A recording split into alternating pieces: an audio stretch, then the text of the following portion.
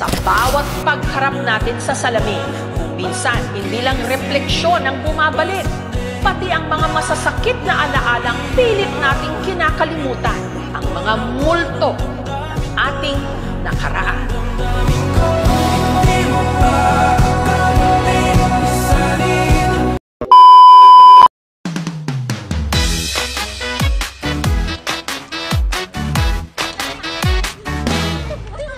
Saan nagmumula itong liwanag?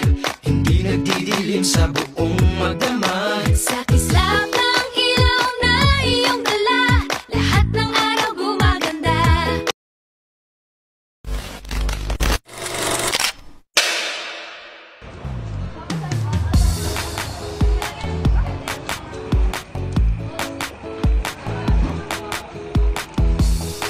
Good afternoon, class! From now on, we will only use English in school. It will make you civilized and educated. Ngunit binibili, bakit kailangan English ang ating gamitin? Hindi ba't mas maganda kung ang ating sariling wikang ating gagamitin? Huwag ka na magreklamo, English ang susi para masenso, para makatrabaho sa gobyerno at makapagsabayan sa mundo. Tama, mahalaga ang English.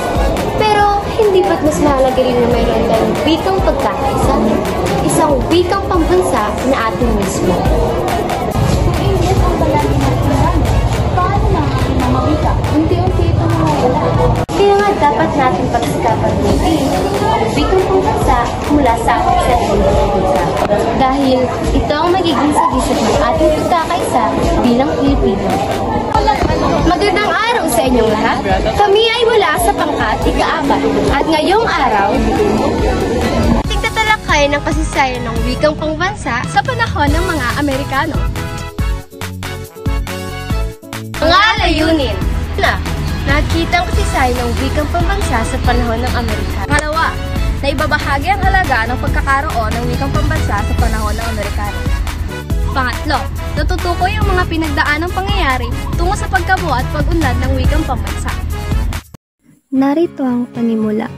Matapos ang mahigit 3 siglong pananakop ng mga Kastila, dumating ang mga Amerikano at nagdala ng malaking pagbabago sa ating bansa. Isa sa pinakamahalagang pagbabago ay ang pagpapakilala nila ng sistemang pampubliko ng edukasyon na ginagamitan ng wikang Ingles bilang pangunahing medium ng pagtuturo. Dahil dito, unti-unting naisantabi ang paggamit ng mga katutubong wika at lumaganap ang Ingles bilang simbolo ng modernisasyon at progreso. Gayunpaman, sa panahong ito rin nagsimula ang masiglang talakayan tungkol sa pangangailangang magkaroon ng isang wikang pambansa na tunay na nag-uugnay sa lahat ng Pilipino. Paksa sa pagkatuto. Nasyonalismong pangwika ni Virgilio S. Almario, Komisyon sa Wikang Filipino, 2015 taon. Ang Konstitusyon 1934 na nagtatag ng pambansang wika para sa Pilipinas ay bunga ng mga ideolohiyang nasyonalista at kontrakolonyalismo. Sa kabila ng konstitusyon ng 1876 at ng matagumpay na pagkapangulo ng Estados Unidos, maraming pinunong Amerikano ang pumuna sa pagpataw ng Ingles bilang pambansang wika at sa demokratiko at pantay-pantay na paglapit ng Deklarasyong Pilipino. Malaki ang naging kontribusyon ng mga maimpluwensyang nasyonalista tulad nila Felipe R. Jose, Wenceslao Cubensons, at Tomas Confesor. Ang Konstitusyong 1934 ay nagtatag ng pambansang wika. Naglalayong palakasin ang pagkakakilanlan ng mga Pilipino sa pamamagitan ng ideolohiyang nasyonalista. Sa kabila ng pagtutol ng ilang Amerikanong pinuno sa pagpatuloy ng Ingles, nagprosige pa rin ng mga Pilipino. Mahalaga rin ang papel ng mga nasyonalistang sina Felipe R. Jose, Wenceslao Cubensons, at Tomas Confesor sa pagsulong ng wikang pambansa dahil sila ay nasyonalistang nagpakita ng malaking dedikasyon sa pagsulong ng pambansang wika. Sa madaling sabi, ang Konstitusyong 1934 ay isang testamento ng ating pagnanais na maging malaya at may sariling pagkakakilanlan. Ito ay nagpapakita ng kahalagahan ng wika sa pagbuo ng isang bansa, kaya't patuloy natin pagyamanin at ipagmalaki ang ating pambansang wika. patuloy na sumasalungat ng mga pangkating tulad ng dila ang Pilipino.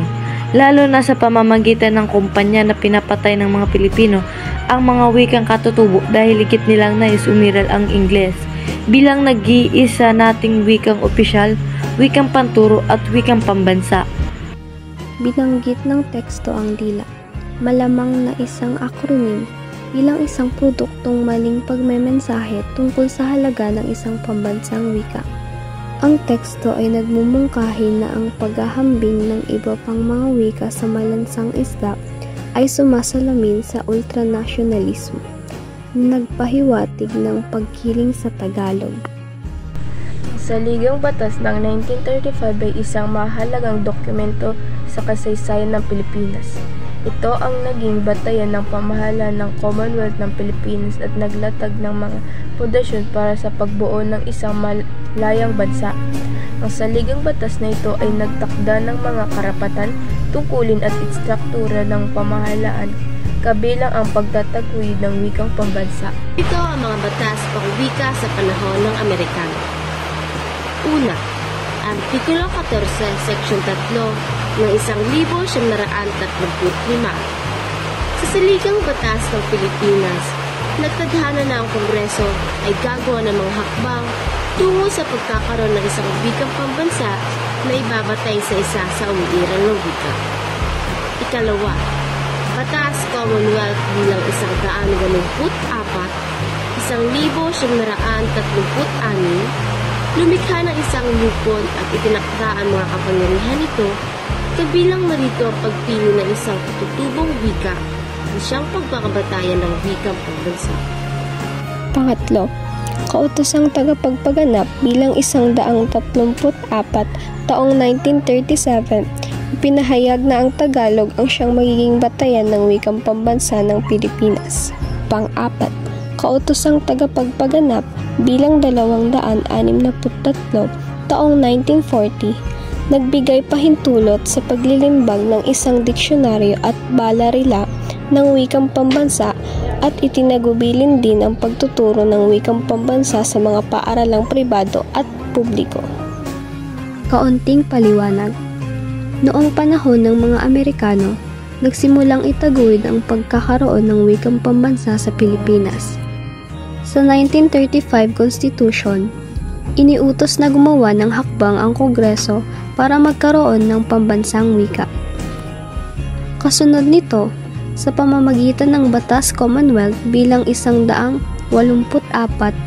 taong 1936, nilikha ang surian ng wikang pambansa upang pumili ng wikang magiging batayan at noong 1937. Sa bisa ng kautosang tagapagpaganap bilang 134, ipinahayag na Tagalog ang napiling batayan ng pambansang wika. Pagdating ng 1940, sa kautosang tagapagpaganap bilang 263, nailimbag ang diksyonaryo at balarila ng wikang pambansa at ipinag-utos ang pagtuturo nito sa mga paaralang publiko at pribado.